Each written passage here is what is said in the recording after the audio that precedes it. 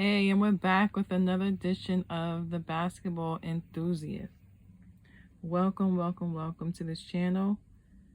Guys, I would just like to ask if you can please like and subscribe to the channel. We love you guys and we just want to continue to be able to reach you guys. Also, let's get ready to start. Let's talk. Okay, it's over to you, basketball enthusiasts. Now the first question we have here is how can the Lakers make changes in the off season? Interesting. How the Lakers can make changes this off season is there are plenty of things that need to be changed. First and foremost, number one is a head coach. Interview some good coaches, please. Guys, like I said, like Darvin Ham isn't a bad option. I'm not sure of his coaching history, but if he knows what he's doing, I mean, I give him a shot. Maybe Phil Handy, if he's interested in a job, I would look at him. Maybe try to talk to, maybe if things don't work out on the Detroit Pistons, I try to talk to Dwayne Casey. Dwayne Casey's a guy who a lot of people forget. He helped the Toronto Raptors get to where they got to before they ended up firing him and replacing him with his assistant, Nick Nurse, who won the championship. So Dwayne Casey's more of an old school type of coach, but I believe he's the type of coach that will be able to motivate the team that's being coached right now.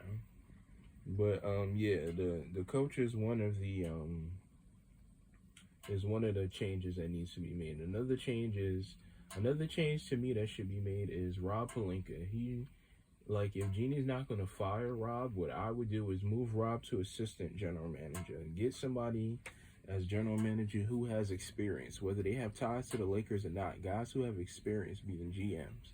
Rob to me would be good as an assistant because as from what I was reading on different articles from Bleach Report and other places, Rob does know how to talk to players and know how to convince them to sign with the Lakers, which is a valuable thing. But he's not an experienced GM.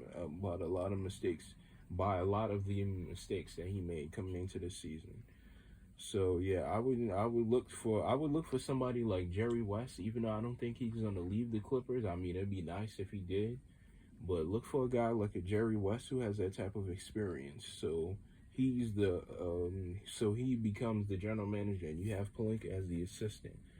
Now, when it comes to on the court, when it comes to basketball, players, this roster has to be redone in the off season. So there's certain guys. So hopefully the Lakers learn their lesson that when you build a basketball team, it just can't be a whole bunch of old vets. You gotta have some young guys, because Stanley Johnson's been a huge surprise. He's one of the guys I was suggesting to a friend of mine that they should get in the first place. So I was glad when they got Stanley Johnson. Austin Reeves has been playing excellent on the defensive end. So their young energy and legs has helped this Lakers team. But yeah, but the guys who played well from this season, who, there's certain guys who played well for this year on the Lakers that I would consider keeping. Like Melo, I would consider bringing him back if he wants to come back. Dwight, he's still useful, despite what some people may think. Dwight's still useful. I'd bring him back. Avery Bradley, I bring him back because he has helped the Lakers with his defense. The only thing with Avery Bradley is the thing is he can't be the only perimeter defender. He's getting older, so it's getting harder for him to have to guard guys. So they have to look for younger guys who can help a guy like Avery Bradley on the perimeter when it comes to guarding. And in the interior, inside the paint, Anthony Davis does a good job at times of protecting the rim. Just wish he was a little bit more consistent with that. That's all I was saying. But he does his job for the most part. But yeah, they need some more younger guys who are excellent defenders And cause shooters, you can find shooters in the market, but you need to find some good 3-and-D guys. Like the Golden State Warriors, they have a lot of those. Like one of their guys is hurt right now, and Gary Payton II, he was an excellent pickup for them. Like the Warriors need to find more guys like Stanley Johnson and Gary Payton, those type of young guys who can defend and they know how to use their arms and their feet on defense. Okay, that was really really good. The next question here is what teams to watch in the playoffs? The teams to watch in the playoffs are the Memphis Grizzlies. They've looked really good in the regular season. I'm interested in seeing what they doing in the what they do in the postseason. John Morant he's taken his team to a new level this year, which I did not see. Because if I'm being honest, coming into the year, I thought the Grizzlies were going to be maybe the 5th or the 6th spot in the West. I was thinking the Lakers would probably be 3 or 4 with Golden State. Either one was going to be interchangeable, and I had the Phoenix Suns either 1 or 2, and Utah taking one of those spots. So, but anyway, though, the Memphis Grizzlies are the team. They've surprised a lot of people, myself included. I have to give Ja and that young team a lot of credit. They play defense and they play together. And I have to give their coach, who doesn't get enough credit, Taylor Jenkins. He's a really underrated coach. He's been doing a great job with that Grizzlies team. I've even become a fan watching the Grizzlies. I wasn't at one point, but I started watching the way they play as a team, and Jaren Jackson Jr. has been another great surprise for them because he's leading the league in blocks, so he has a chance of being Defensive Player of the Year. So, yeah, but the Grizzlies are one of the teams to watch for, definitely, to see what they do. In the Eastern Conference, I would say it's the Miami Heat. They're an underdog team, in my opinion, because the Miami Heat, the reason I believe a lot of people don't pay attention to them is they don't have a LeBron James or a Kevin Durant on their team or Stephen Curry, who a lot of people in the media pay attention to. But that Miami Heat team, like the Grizzlies, they're a team. They play excellent defense, and everybody plays for each other, and that's what basketball is supposed to be. Those two teams play basketball the right way. But another team in the West is the Dallas Mavericks. They've improved their defense. I never thought they would get to that point, but a lot of credit goes to former Lakers assistant coach Jason Kidd. Jason Kidd has convinced Luka and that team to play defense, and that is excellent by Jason Kidd. Another thing Jason Kidd has done that has helped this Maverick team improve is Jason Kidd has he